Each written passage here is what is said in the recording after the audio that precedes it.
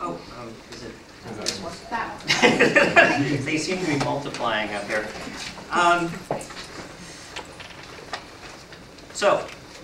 Thank you, Jenny. The main event tonight is the Ann Scott MacLeod Lecture on Children's Literature. There is a rather nice description of it on page, I guess what would be page 4 of your program. We rather smoothly forgot to number the pages.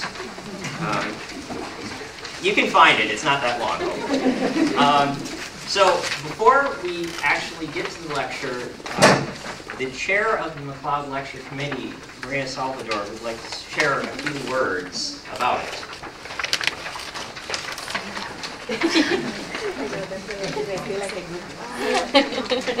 The Ann Scott MacLeod Children's Literature Endowment was established to recognize the importance of children's literature and the inspiration that Dr. MacLeod provided to many children's literature students, myself included. Dr. MacLeod, an MLS graduate and longtime faculty at LIS, remains a leading expert and has written extensively on 19th and 20th century American children's literature. It's my pleasure to bring greetings tonight from Ann Scott MacLeod.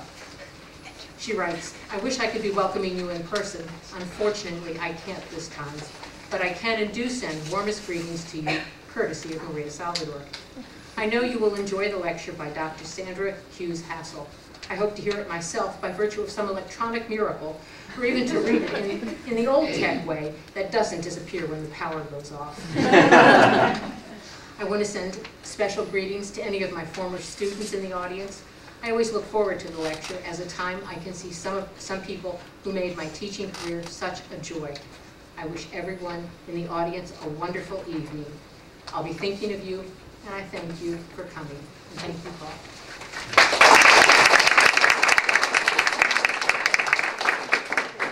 Thank you, Maria.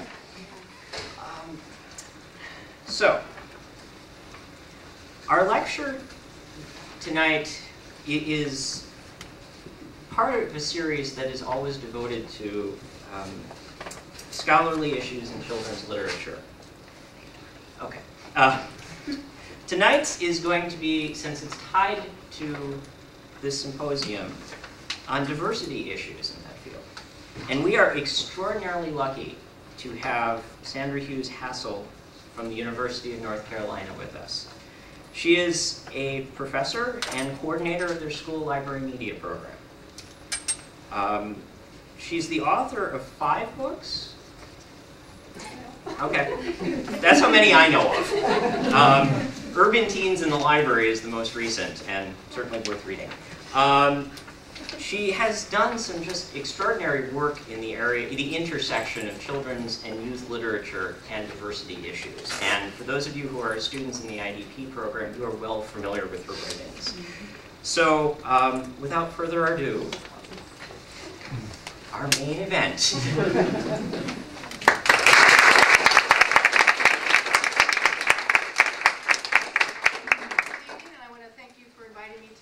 In this, what I also believe is an amazing symposium, because I also am very interested in and believe that diversity in our educational program as LIS professionals is critical, so I'm really happy to be here. I'm also happy to deliver the Ann MacLeod Children's Literature Lecture. It gives me great pleasure to address this community and to talk about a topic that I've been thinking about for a long time, the application of critical race theory to library and information science research and practice. My work is guided by 3 beliefs: that racism is present in U.S. institutions and cultures, and that we are all negatively impacted by it; that racial equity is critical and can only be achieved collectively; and that libraries and literature have a powerful role to play in creating a more just and equitable society. I also have a selfish reason for being interested in this topic. I have a 9-year-old son, and I hope for him to live in a more just and equitable society. So the title of my talk is Multicultural Young Adult Literature as a Form of Counter-Storytelling. And I'd like to begin with a little history. In 1965, educator Nancy Lyric brought national attention to the need for multicultural literature with her landmark study, The All-White World of Children's Books. The impetus for this study One day when Lyric was visiting a preschool in New York City, a 5-year-old African-American girl who was looking at a picture book asked her, "Why are they all white?" Lyric's subsequent examination of the 5,206 children's books published between 1962 and 1964 revealed that this young girl's perceptions were right. The characters in the books were almost always white. Only 6.7% of the books that Lyric examined included one or more black characters, and less than 1% of those featured contemporary African Americans. Most of the books were either historical fiction or were set outside the United States. Lyric identified 2 consequences of the omission of African Americans for books for children. First, across the country, 6 million non-white children were learning to read and to understand the American way of life in books that either omitted them entirely or scarcely mentioned them. Second, 39 million white children were learning from their books that they were, as Lyric put it, the kingfish. Lyric concluded that there seems to be little chances of developing the humility so urgently needed for world cooperation as long as children are brought up on gentle doses of racism through their books. Lyric's study, combined with the growing awareness of diversity spawned by the civil rights movement, led to the beginning of the multicultural publishing movement in youth literature. As has already been mentioned several times tonight, but the need for multicultural literature is even greater today than it was in 1965. According to an analysis of the 2010 census data completed by the Annie E. Casey Foundation, there are currently 74.2 million children under the age of 18 in the United States. 46% of them are children of color or indigenous children. All of the growth in the child population since 2000 has been among groups other than non-Hispanic whites. 3 major groups have experienced significant increases between 2000 and 2010. Children of mixed race grew at a faster rate than any other group over the past decade, increasing by 46%. The number of Hispanic children grew by 39%. The number of non-Hispanic, Asian, and Pacific Islander children grew by 31%. Today, more than 1/5 of America's children are immigrants or children of immigrants. If these trends continue, demographers conclude that soon there will be no majority racial or ethnic group in the United States. No one group that makes up more than 50% of the total population. So given that demographic landscape of the United States, one would expect the number of multicultural books for youth published each year to be significant. Unfortunately, that is not the case. Since 1985, the Cooperative's Children's Book Center at the University of Wisconsin-Madison has been documenting the number of books published in the United States for children and young adults each year that are written and or illustrated by people of color. In 2011, the CCBC received approximately 3,400 books. Of those books, only 8.8% were multicultural. Only 123 books had significant African American content. 28 books had American Indian themes, topics for characters. 91 books had significant Asian Pacific or Asian Pacific American content, and only 58 books had significant Latino content. So clearly the books published for children and young adults do not reflect the youth that live in our society and the world in which they live. So why is this continued lack of multicultural literature problematic? Why is the race or ethnicity of the people portrayed in books so important? Why, as I had a white student ask me once, can't minority teens just imagine the characters to be their race or ethnicity? My cultural perspective doesn't affect my reading. I just feel like I'm reading about people. Numerous scholars have addressed this question, but I'd like to share with you the reasons given by a teen, a teacher, and an author. So we'll begin with the teen. When my 8th grade teacher shared Mildred Taylor's Roll of Thunder, Hear My Cry with the class, and added several pieces of black literature to the classroom library, it was a pivotal moment for me. Oops, let me get this right. For the first time in my life, I realized that I was not alone in the world. There were other black girls having similar experiences to mine, and some had grown up and written them down. I began to write mine down too, with the hopes of becoming a writer. So now we turn to a teacher. Greg Mickey was a teacher in the Chicago public school system, and in this passage I'm going to read to you from his book, holler if you hear me. He's talking about his students' reactions to the house on Mango Street. Chanclus was the title of the story, and that's as far as Alejandra got. As soon as she read that word aloud, the girls all burst out laughing. I looked up from my book, puzzled as to what had amused them. What's so funny? I don't know, Nancy said, still giggling and stealing a glance at Yahara. That's just not the kind of word you expect to see in a book. It's like a nickname or something. I've just never seen that word printed up in a book before. It's not that it's funny. It's like an inside world word, you know, like a word nobody outside knows. You get me? Nancy had described it perfectly, an inside word. The more we read, the clearer it became to me that every story in that book was filled with such elements, little details and nuances that only an insider, a Mexican American, would know. Inside words, inside phrases, inside sights and sounds, peeks into a world Nancy and the others knew well, but had never before seen within the pages of a book. And finally, we turn to an author, Sharon Flake. Black boys will read, but to get them off to a flying start, we've got to give them books that remind them of home, who they are. When this happens, they fly through books, even the most challenged readers.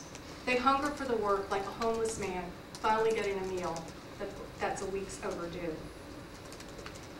As these quotes demonstrate, we cannot overestimate the power of seeing or not seeing oneself in literature.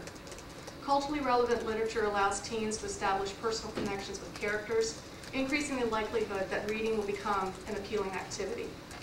It helps them identify with their own culture, and it engenders an appreciation of the diversity that occurs both within and across racial and ethnic groups. But multicultural literature can do even more. As an integral part of the social and academic context, I believe multicultural literature can act as a counter-story to the dominant narrative about people of color and indigenous people.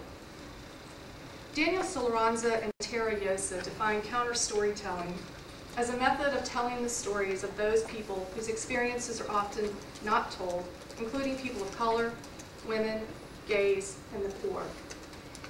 Counter-stories aim to cast doubt on the validity of accepted premises or myths, especially ones held by the majority.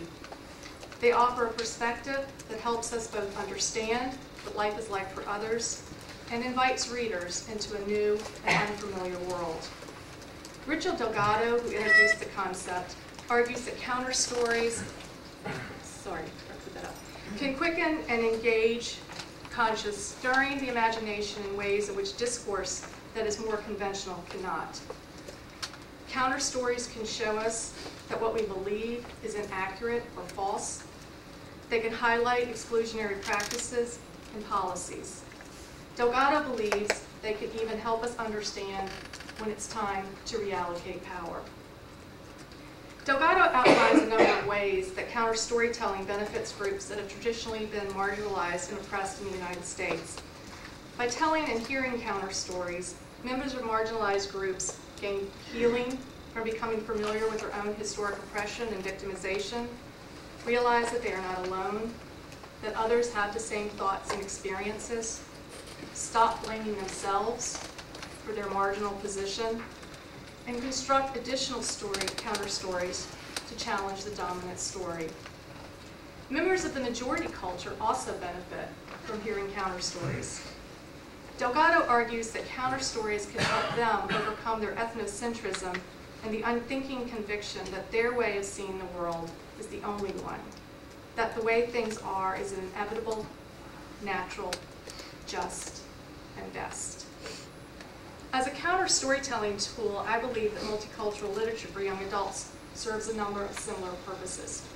It gives voice to teens whose voices have gone unheard and whose lives are at best underrepresented, but most often misrepresented in the mainstream discourse. It challenges the single story, providing a powerful space of affirmation and validation. It presents the complexity of racial and ethnic identity formation.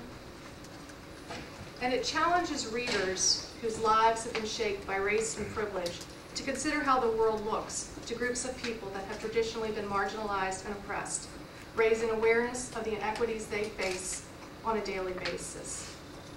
So how does multicultural literature for young adults do this? Let's begin with challenging the single story. Despite the demographic diversity of the United States, many Americans still live in segregated communities where they are unlikely to encounter individuals who are racially, ethnically, or socioeconomically different from themselves. Multicultural literature bridges the racial and class-based isolation that prevents the sharing of diverse experiences across racial, ethnic, class, and cultural lines. As counterstory, it helps disrupt what Nigerian writer Chimamanda Adichie refers to as the single story. Teenagers of color and indigenous people are often victims of a single story. Latino teens are routinely depicted in the mainstream discourse as low achievers, high school dropouts, teen parents, or violent gang members, all stereotypes that paint a picture of an unassimilated population marked primarily by exclusion and difference. The dominant narrative regularly portrays young African American males as criminals and crime victims, and African American girls as having one asset, their sexuality. Asian Pacific Americans as a rule are depicted as star students, especially in math and science, supported by industrious, entrepreneurial, and upwardly mobile parents. And American Indians are typically portrayed as people of the past, not of the present or the future. Adichie argues that the single story is dangerous. She explains, the single story creates stereotypes. And the problem with stereotypes is not that they are untrue, but that they are incomplete. They make one story become the only story, the definitive story of a people. And in most cases, the single story reinforces the deficit-oriented stance toward teens of color, a stance that represents their race, ethnicity, culture, and/or language as limitations. Sharon Flake's poem, You Don't Even Know Me, provides an example of a single story. More importantly, it demonstrates how multicultural literature can challenge the single story.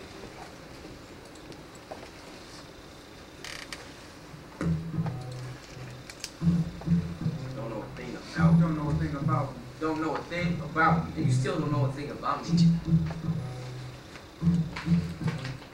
Sorry, I don't know why it did that. If you click one more time, it'll unpause. I sit in your class, and I play by the rules. I'm young, I'm fly, I'm black, so of course I think I'm cool. Geometry is my thing, and physics is just a breed. So it bothered me last week when you said I should be happy with that C.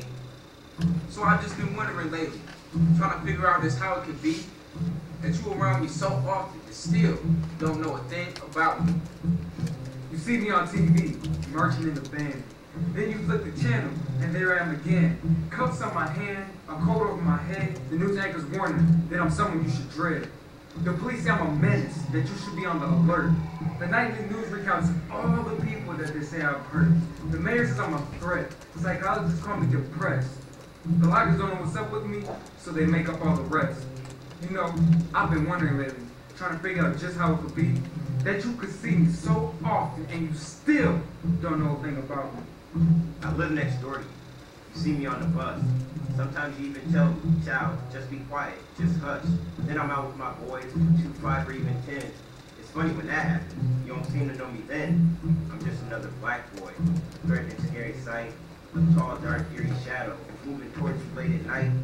You know, I've been wondering lately just how it could be that you talk to me so often and still don't know a thing about me. We hang out on the corner together. Holding up the wall, I tell you about my dream, you just want to talk basketball. I pull out my plans, detailing the cities I'll rebuild one day, swearing that the people will know my name across the USA. You tell me to quit fronting. You ask who I think I am, pretending that I'm better than you. You know I really am. You talk about my house, the clothes I wear sometimes. Then you really hit me with what's been on your mind. I've been wondering lately, trying to figure out just how we can be. That we call each other brother, and you still don't know a thing about me. Last night I had a dream. I flew right past the stars. Nobody was holding their pocketbooks or double locking the cars. I chatted with the moon, calculated the circumference of the sun.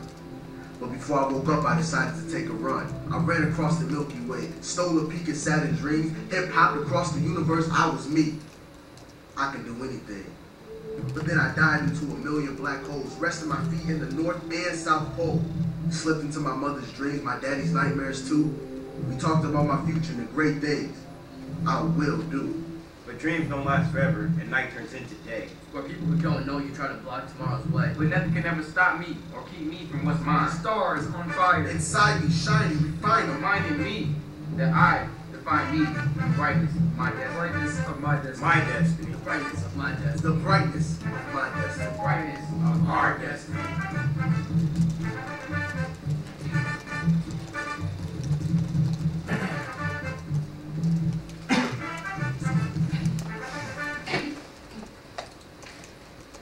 Sorry. This is why you shouldn't have slides. So these young men that are in this, who performed this poem that Sharon Flake wrote, in the poem, the way that she has constructed it, there we go. They have clearly experienced the single story, yet they have actively resist being pigeonholed by their teachers, by their neighbors, the media, and even their friends. Instead, they use their voices to counteract that single story, to fight back, declaring that they are scholars, musicians, neighbors, builders, and dreamers. A novel that challenges the single story is The First Part Last by Angela Johnson. In this novel, 16-year-old Bobby becomes a single father when his girlfriend Nia lapses into a permanent coma during childbirth. How does this book challenge the single story? Bobby and Nia are both from upper middle class homes and plan to attend college. Their parents are professionals and provide nourishing home environments. Bobby and Nia take sex seriously and are shown valuing their relationship. Despite pressure from his and Nia's parents to give the baby up for adoption, Bobby takes responsibility for raising Feather while continuing to go to school. Is Bobby perfect? No. That would make the story unbelievable. He skips school. He gets arrested for spray painting graffiti art on a wall. He even forgets to pick Feather up from the babysitters one day. However, his story, the story of a middle-class, caring, responsible, and committed 16-year-old black male, defies the distorted image of black males represented in the media. Multicultural literature can not only challenge the single story, as Johnson's novel does, but can also encourage and empower teens of color and indigenous peoples to take action in their own lives and in the world around them. It does this not by denying the hardship and prejudice that many of them face, but by showing that despite the disadvantages that correlate with their skin color, culture, and or social class, they can overcome the constraints placed on them by the dominant culture and represented by the single story. One book that does this is We Beat the Street.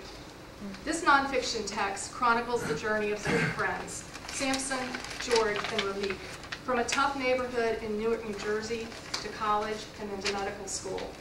Their journey is not trouble-free. Along the way, they make mistakes, face disappointments, and nearly fail. In order to succeed, they must resist buying into the single story themselves and allowing others to use the single story to define them. Not long after arriving at Seton Hall, Ramik severely injures another student who dares to challenge him in front of his cousins. Ramik explains, "I had to learn control. By no means did I want to forget where I came from or lose my culture. I just needed to modify my behavior. I had to learn to face a challenge without a violent reaction. I'd never been exposed to anything else. I gradually learned to discipline myself so that I could deal with challenges with my mind instead of my fist." At another point, Ramik's dreams are almost ended again, this time by a justice system that adheres to the single story of young black men as perpetrators of crime. As Ramik and his friend Dax, a law student, were driving home from a professional prize fight one night, they're followed by the police. "Why they sweating us, man?" Dax said. "We ain't done nothing wrong, not one thing." "It's not about being wrong, it's about being black," Ramik said, anger and regret in his voice. "Why do they assume we're up to no good?" Dax asked bleakly. "Who knows?" Ramik answered, as the three police cars followed their every turn and stop. "DWB, driving while black. It's the newest crime, don't you know?" The two young men are stopped, frisked, and their cars searched. When one of the officers finds a small fishing knife in the glove compartment, Ramik is arrested and charged with interfering with a police officer in possession of a deadly weapon. He's cleared the charges only because the police lose the knife. These two books and Flake's poem challenge the single story. They feature young black men who value education, who have aspirations, who have a sense of personal responsibility, and who are self-reliant and resilient. They feature protagonists who never give up despite the difficulties they face, who hold hope of achieving success, and who take steps towards getting there. Another way that young adult literature can act as counterstory is to talk about the racial and ethnic identity development and complexity of it. For teens of color and indigenous teens, coming of age is intricately tied to the process of racial and ethnic identity formation. Though identity formation is a critical task for all adolescents, researchers have found that adolescents of color and indigenous teens are more likely to be actively engaged in exploring their race and ethnic identity than are white adolescents. As Beverly Tatum explains, teens of color, indigenous teens, and biracial teens think of themselves in terms of race or ethnicity because that's how the rest of the world sees them. On a daily basis, they must navigate a world where other people are making assumptions about who they are and what they can achieve based on their skin color. Psychologist William Cross has proposed a theory of racial identity development that contains 5 stages. The first 2 stages are pertinent to adolescence. In the pre-encounter stage, children of color and indigenous children absorb many of the beliefs and values of dominant white culture, including the belief that it is better to be white. Stereotypes, omissions, and distortions, combined with an image of white superiority, to some degree socialize children of color and indigenous children to value the role models, lifestyles, and images of beauty of white culture over those of their own cultural group. In the second stage, the encounter stage, children of color and indigenous children become aware of the impact of racism. This stage usually occurs during late adolescence, but it may begin as early as middle school. In this stage, children of color and indigenous children begin to wrestle with what it means to be a member of a group that is targeted by racism. Often this awakening is precipitated by a series of events. Examples include seeing a Hispanic parent asked to provide proof of citizenship when he is leaving his place of employment, being followed around by security guards at the mall, or viewing media images of police brutality against persons of color. As Beverly Tatum points out, to find one's racial or ethnic identity, one must deal with these negative stereotypes, resist internalizing negative self-perceptions, and affirm the meaning of ethnicity for oneself. This entails answering questions like, what does it mean to be a Black, Asian, Hispanic, or American Indian person? How should I act? What should I do? For biracial teens, this question is further complicated by the question, what am I? As teens struggle with these questions, they often seek support from other teens who belong to the same racial, ethnic, or cultural group, others who understand their perspective and who have experienced similar stereotypes or prejudices. And this is where multicultural literature can play a powerful role. One of the key goals of counter storytelling is to give voice to the lived experiences of groups that have traditionally been marginalized and oppressed in the United States.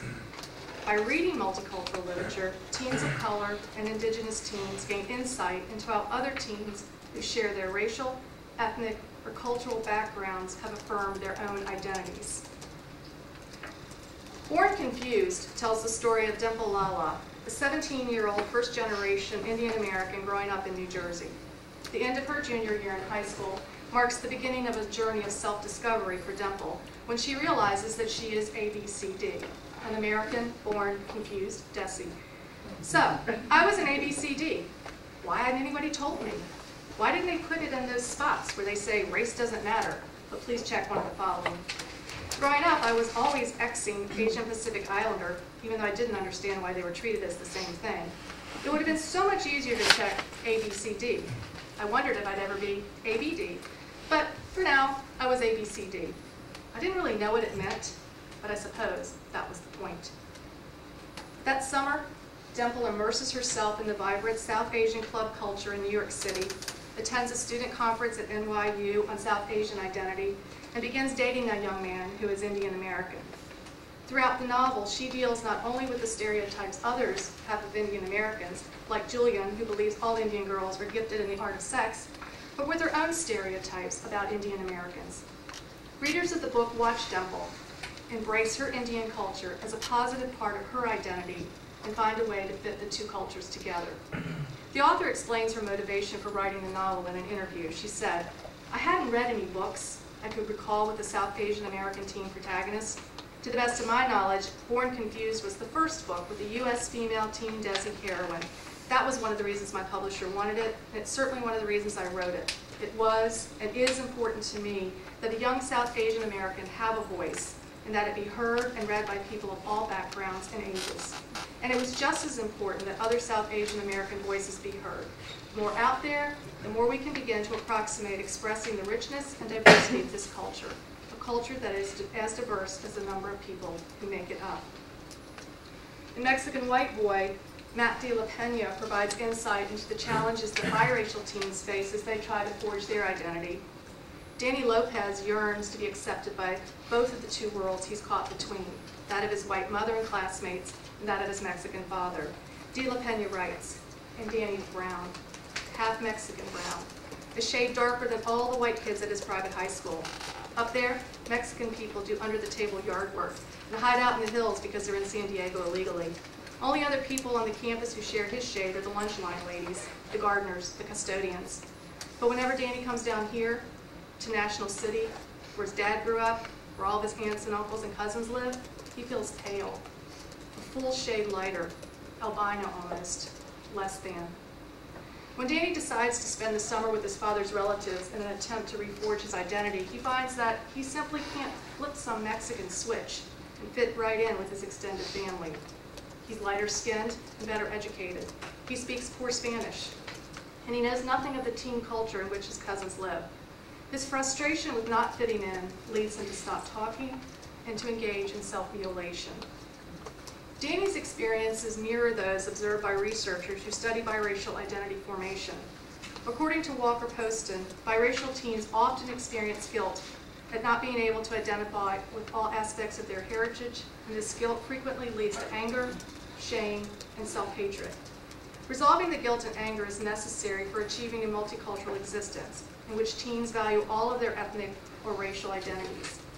By the end of Mexican White Boy, after a summer spent playing baseball and getting to understand his Mexican heritage better, Danny has gained strength, confidence, and self-awareness, declaring, "I'm me. I'm just myself. That's it." As these two examples demonstrate, multicultural young adult literature can provide teens of color and indigenous teens with insight into the process of racial and ethnic identity development. It can provide identity-affirming experiences, and it can help them understand the unique challenges they face. It can provide role models and support that may be missing in their schools, their homes, and their communities. Central to counter-storytelling is the examination of racism and its impact on people of color and indigenous people. Racism is defined as a system of advantage based on race, a system that involves cultural messages and institutional policies and practices, as well as the beliefs and actions of individuals. The systematic advantages that are conferred on whites as a result of racism are often referred to as white privilege. These privileges include greater access to housing, jobs, and health care, as well as an impartial justice system. As Beverly Tatum points out, despite rhetoric to the contrary, every social indicator from salary to life expectancy reveals the advantages of being white. Discussions about issues of race and racism often elicit anger, denial, guilt, and defensiveness. White people often feel vulnerable and attacked for being white, and prefer to believe that the problem is not that racism is present, but that it's being talked about. People of color and indigenous people too may be uncomfortable, feeling as though they are being asked to speak for their entire racial, ethnic, or cultural group. Multicultural literature can serve as a vehicle for overcoming the silences and discomfort that prevent open dialogue. As counter-story, it is non-confrontational.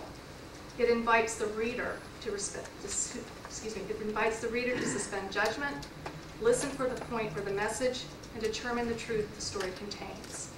It acts as both a mirror, allowing teens of color and indigenous peoples to reflect on their own experiences, and as a window, providing the opportunity for white teens to view the experiences of others. The text becomes the tool for a conversation about race and racism. Many authors of young adult literature take a critical look at the impact of racism and poverty on the lived experiences of people of color and indigenous peoples.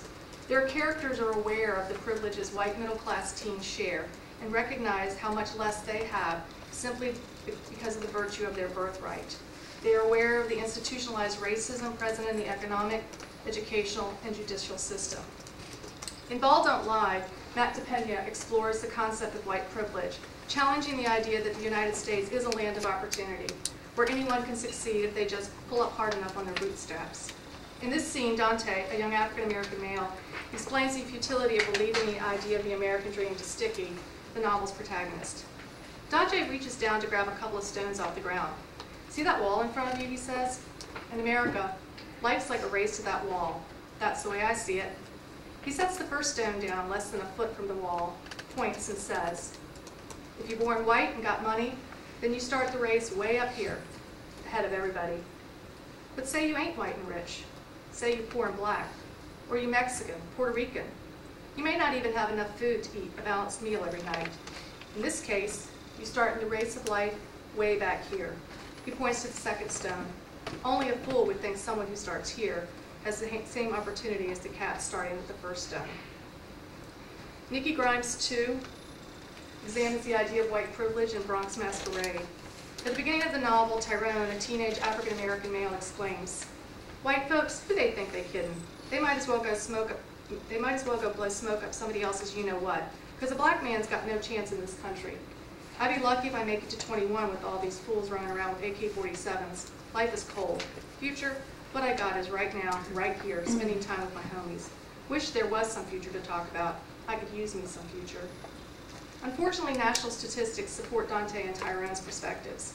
In 2010, 8% of black males, 15.1% of Hispanic males, and 12.4%, let me say that again, sorry.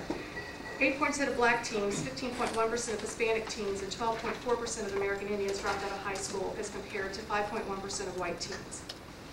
The national unemployment rate for African Americans is 15.9%, 15.2% for American Indians, and 11.5% for Latinos. In some metropolitan communities, the African American unemployment rate is 3 times the white rate, and the Latino unemployment rate is twice the white rate. Approximately 27.7% of all black persons, 26.6% of all Hispanic persons, and 24.8% of American Indians live in poverty, as compared to 9.9% of all non-Hispanic white persons. In Black and White, Paul Valbano provides a realistic look at the realities of the juvenile justice system when 2-star high school basketball players, one black and one white, commit a crime. Marcus is black and Eddie's white. Known as Black and White, the 2 best friends are in the middle of basketball season, headed to the playoffs, and scholarships to good colleges.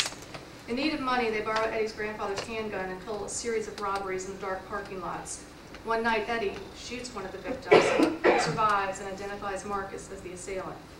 It isn't long before Eddie is implicated as well, but nobody can identify him with the same degree of certainty. Eddie won't confess, and Marcus won't betray. Although the 2 boys say they've gotten past all that racial crap, they find out that racism is entrenched in the justice system and impacts how they are treated. Marcus is given a court-ordered, appointed a lawyer, and Eddie's family is able to afford an attorney.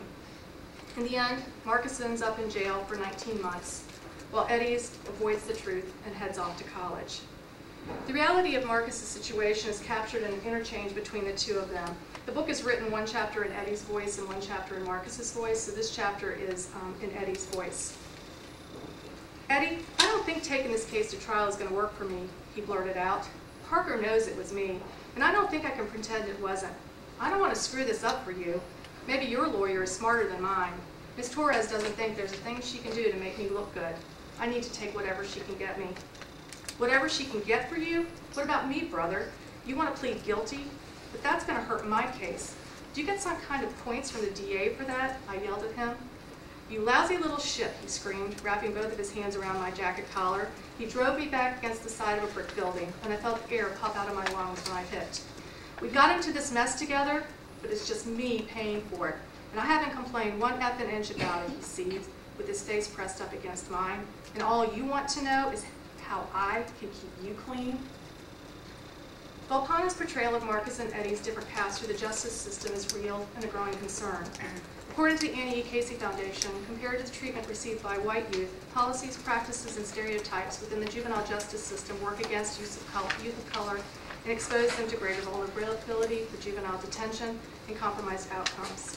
African American and Latino youth experience stereotyping and the consequent discrimination at every step of the intake and adjudication process, including disproportionate arrest using anti-gang laws, disparate assignment of motivation and blame, harmful labeling as super predators, inadequate assessment of available family and community resources for detention alternatives, and the claim that these youth expect to go to prison. In his book, The Absolutely True Diary of a Part-Time Indian, Alexi Sherman depicts the struggles, injustices, and long-lasting effects of historical oppression toward American Indians. 14-year-old Arnold Spirit, Jr., lives on the Spokane Indian Reservation in Washington State. During his first day at high school, Jr. discovers that his geometry textbook is so old that his mother used it. In anger, he throws the book at his teacher, and it's suspended. This act of defiance leads Jr., at the insistence of his teacher, to transfer from the reservation school to Reardon, an all-white school 22 miles away. There, Jr. attempts to bridge Indian and white cultures, while at home he copes with a community and a family ravaged by alcoholism and faces the controversy and guilt of leaving the reservation and his own culture. I'd like to share two scenes from this book that illustrate the issues that Jr. and many contemporary American Indian teens face. How to succeed academically in underfunded and culturally unresponsive schools, and how to live in the modern world without ceasing to be Indian. And I'll begin with the textbook incident. I grabbed my book and opened it. I wanted to smell it. Heck, I wanted to kiss it. Yes, kiss it. But my lips and I stopped short when I saw this written on the inside front cover. This book belongs to Agnes Adams. Okay, now you're probably asking yourself, who is Agnes Adams? Well, let me tell you. Agnes Adams is my mother. My mother. And Adams is her maiden name. So that means I was staring at a geometry book that was at least 30 years older than I was. I couldn't believe it. How horrible was that? My school and my tribe are so poor and so sad that we have to study from the same dang books our parents studied from. This is absolutely the saddest thing in the world. And let me tell you, that old, decrepit geometry book hit my heart with the force of an atomic bomb.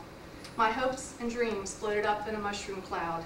What do you do when the world has declared nuclear war on you? And now we'll fast forward to the end of the book, the day the Reardon basketball team, this is the white school, defeats the reservation team. And Jr. is playing for Reardon. The buzzer sounded. The game was over. We had killed the Redskins. Yep, we had humiliated them. We had defeated the enemy. We had defeated the champions. We were David, who'd thrown a stone into the brain of Goliath. And then I realized something. I realized that my team, the Reardon Indians, was Goliath. I looked over at the well-pinned Redskins, at Rowdy, my friend. I knew that 2 or 3 of those Indians might not have eaten breakfast this morning. No food in the house. I knew that 7 or 8 of those Indians lived with drunken mothers and fathers. I knew that 1 of those Indians had a father who dealt crack and meth. I knew 2 of those Indians had fathers in prison. I knew none of them were going to college, not one of them. I suddenly wanted to apologize to Rowdy, to all of those Spokanes. I was suddenly ashamed. I ran into the bathroom, into a toilet stall, and threw up. And then I wept like a baby.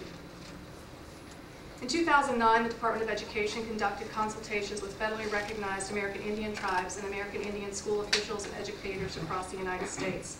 Across the board, tribal and American Indian educators expressed concern regarding funding for the education of American Indian children, citing subpar school facilities, limited access to early childhood education, inadequate access to technology, and shortages of qualified teaching personnel as the consequences of funding shortages, just to name a few. These inequities apply to schools operated by the Bureau of Indian Education, as well as the regular public schools that many American Indian students attend. According to the Tribal and American Indian educators, the failure of the American government to provide a quality education for American Indian students has contributed to the perpetuation of a vicious cycle of limited economic opportunities among American Indian communities, resulting in significant health, welfare, and justice inequities. In order to succeed, many American Indian youth feel compelled, like Junior, to reject their Indian culture. Tribal and American Indian educators contend that school curricula should include Native American languages and histories and reinforce a positive image of American Indian cultures. As one individual noted, administrators and teachers need to be more aware of the Native culture of their students, because if we acknowledge their culture, it makes them feel valued and gives them self-identity. As these three titles shows, multicultural literature as counterstory can make the oppression and victimization of people of color and indigenous people visible to themselves and to the majority culture. It can show that racism and inequality still exist in contemporary American society. It can help teens understand racism as a system of advantage, not as individual acts of meanness, a system that is perpetuated when we do not acknowledge its existence. As Beverly Tatum argues, talking about racism is an essential part of facing racism and changing it. Multicultural literature as counterstory provides a platform for these conversations. So to recap, multicultural literature acts as counterstory. It gives voice to those who have been taught to hide their emotions. It speaks to the power of the individual and to the collective. It shows teens of color and indigenous people defining themselves and engaging in problem solving. And it emphasizes the importance of self-reliance and self-determination. It allows teens in the majority culture to see how the world looks from someone else's perspective. It challenges their assumptions, jars their complacency, and invites them to action. As Richard Delgado says, stories are the oldest, most primordial meeting ground in human experience. Their allure will provide the most effective means of overcoming otherness and of forming a new collectivity based on shared story. And I'd like to end by reading you a poem by Tupac. And Tupac, for those of you who don't know, was one of the most influential rap artists of all time. And he believed that through art, we could incite a new revolution that incorporated the heart, mind, body, spirit, and soul. And although he died in 1996, his poetry and his music is still popular with teens and young adults today. And this poem was written when he was 19, so he was a young adult. And I think that as a counter story, it captures where we are today and where we're trying to go. And it's called And Tomorrow. And Tomorrow. Today is filled with anger, fueled with hidden hate, scared of being outcast, afraid of common fate. Today is built on tragedies which no one wants to face, nightmares to humanities, and morally disgraced. Tonight is filled with rage, violence in the air, children bred with ruthlessness because no one at home cares. Tonight I lay my head down, but the pressure never stops, gnawing at my sanity, content when I am dropped. But tomorrow, I see change, a chance to build anew, built on spirit, intent of heart, and ideals based on truth. And tomorrow, I wake with second wind, and strong because of pride, to know I fought with all my heart to keep my dream alive. Thank you.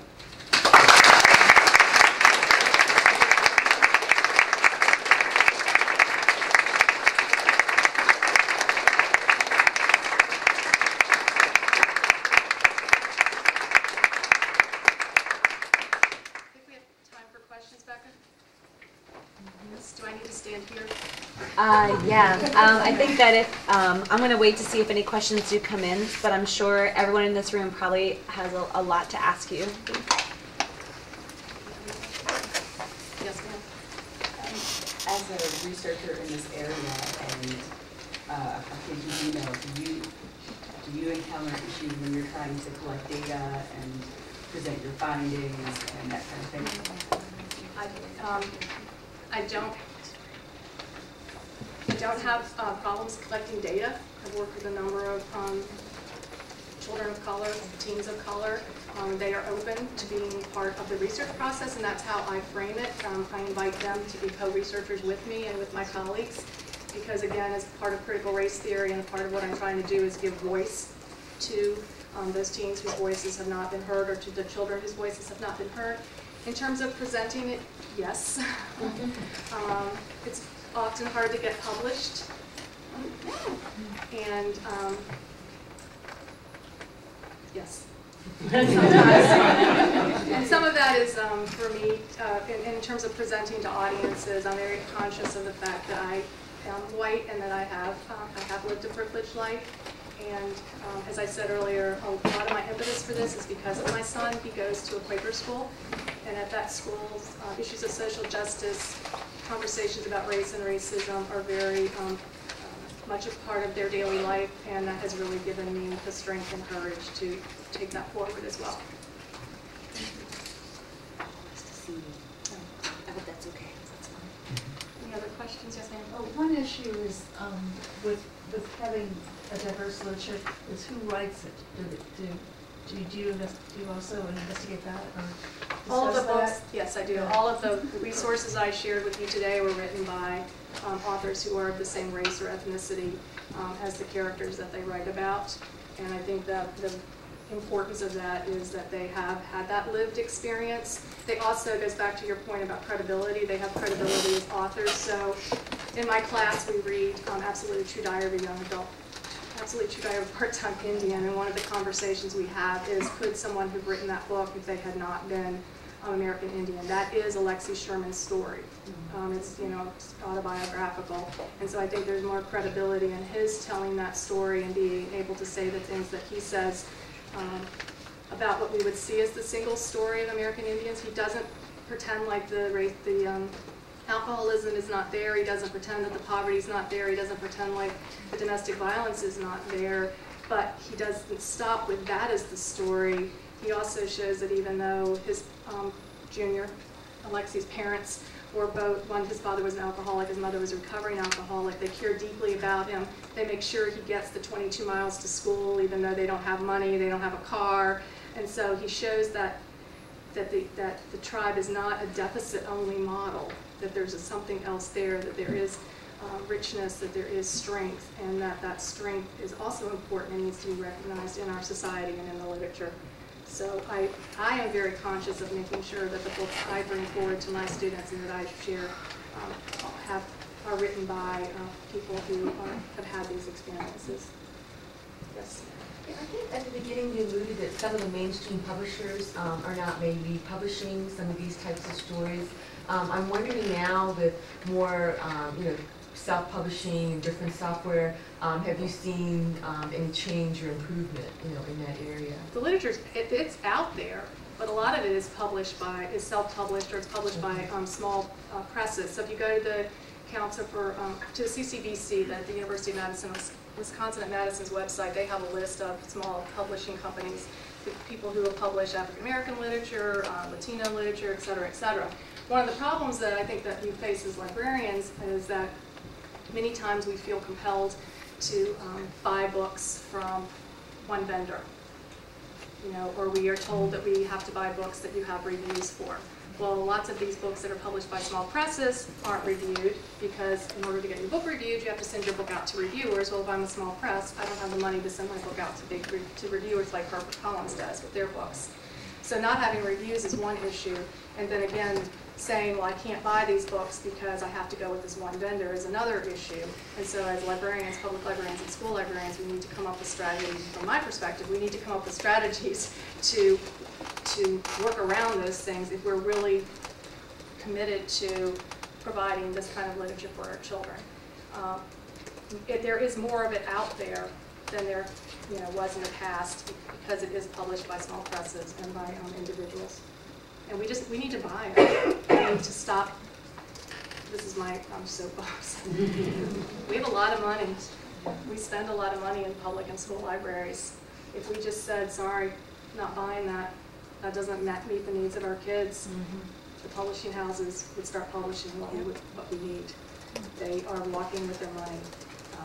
and that's how they make their decisions. And we feed into that because, from my perspective, because we continue to buy what they produce rather than saying this does not meet our needs. We need to produce what we need to meet the needs of the kids that we are working with today, not from 1965.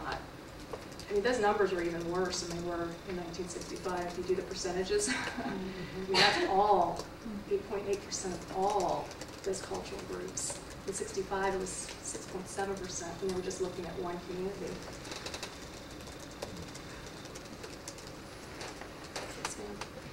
When I think of diversity, I also think of, gay and lesbian literature, special needs.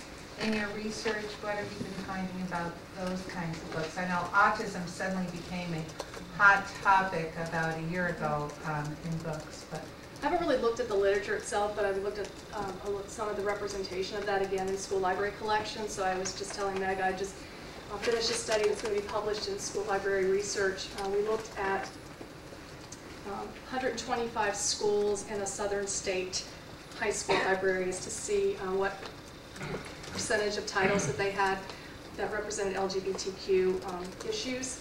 And we held their collections against a core list of fiction titles and nonfiction titles.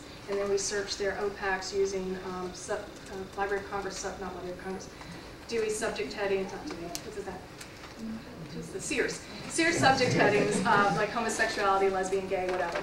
And what we found that was only on average of 125 school libraries, only 0.4% of their collections, 0.04% of their collections have any representation of LGBTQ teens. Now, I had a really hard time getting that study published.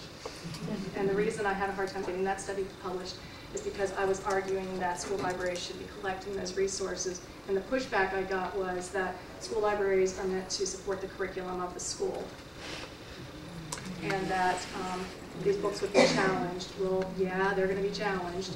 But we know that 5.9% of high school populations are made up of LGBTQ teens.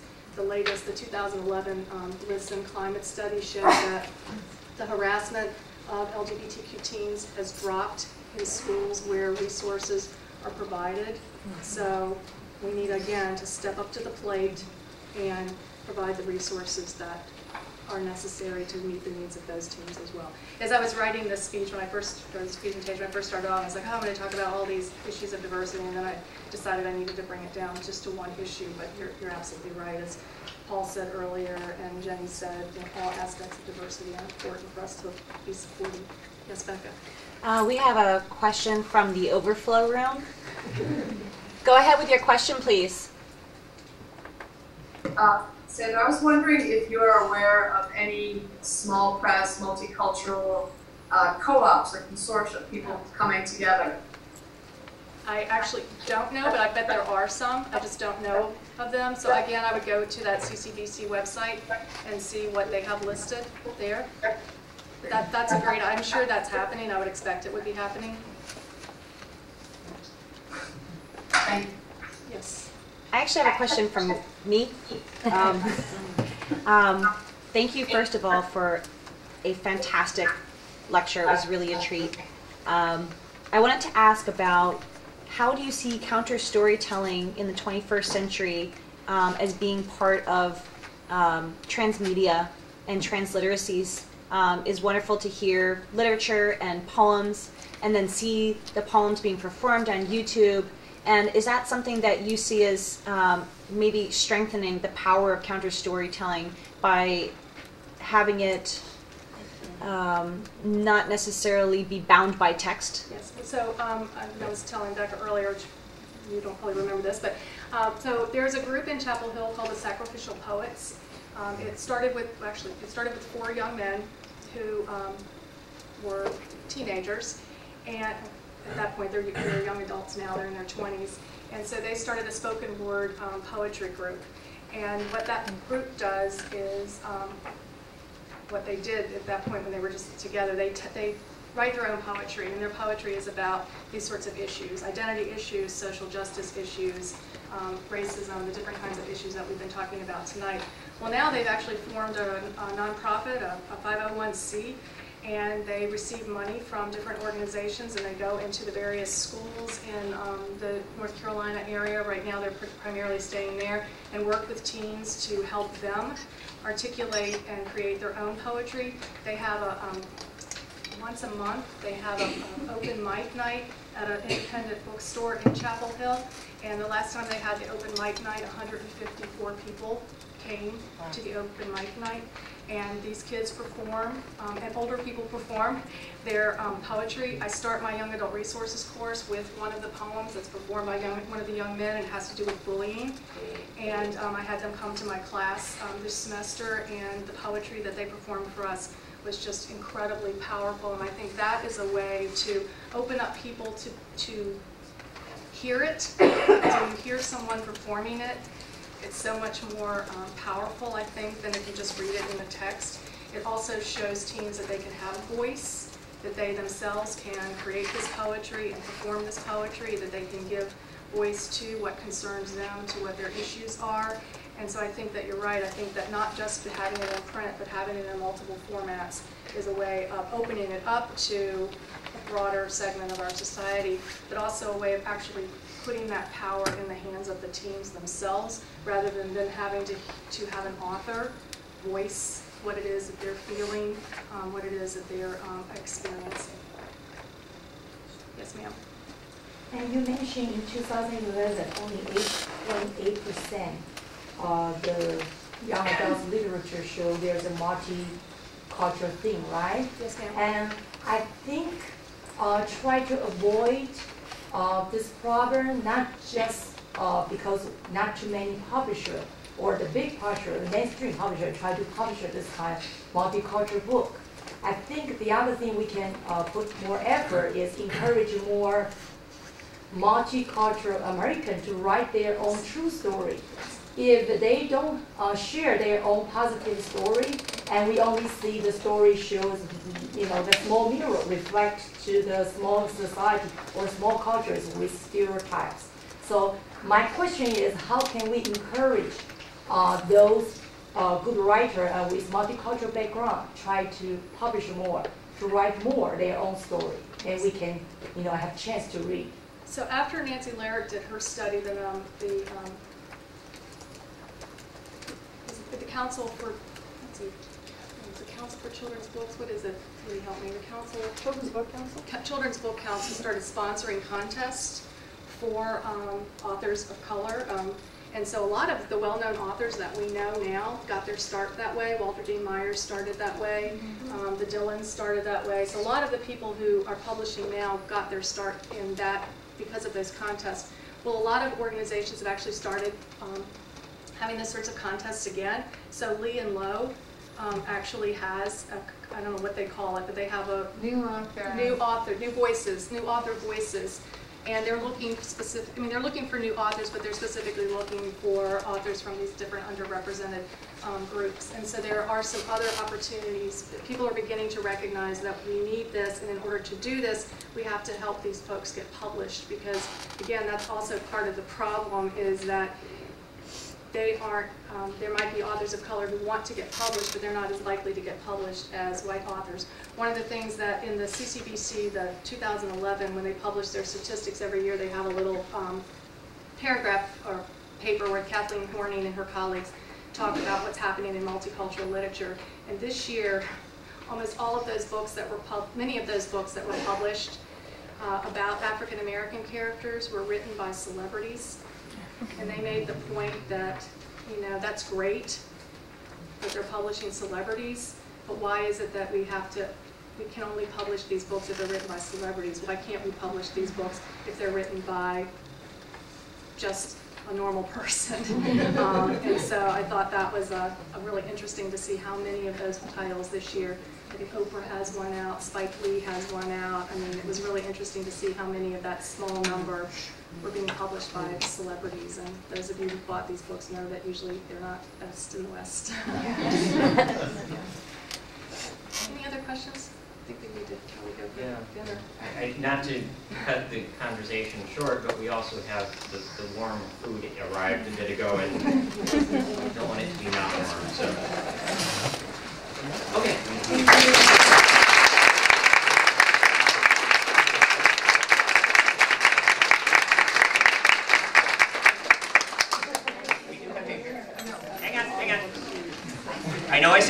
but 30 seconds. We have a very small token to present as well. Thank you for giving this lecture.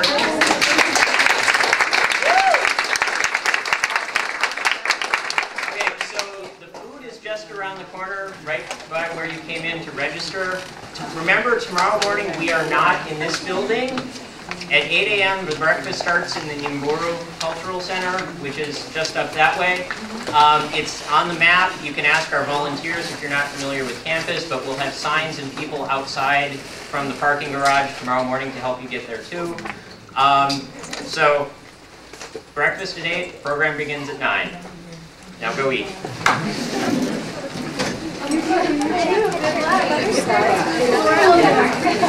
Her slides. I'm hoping I'm going to try and insert. Sorry. I'd like to get all those. Yeah, that was really fantastic. Yeah.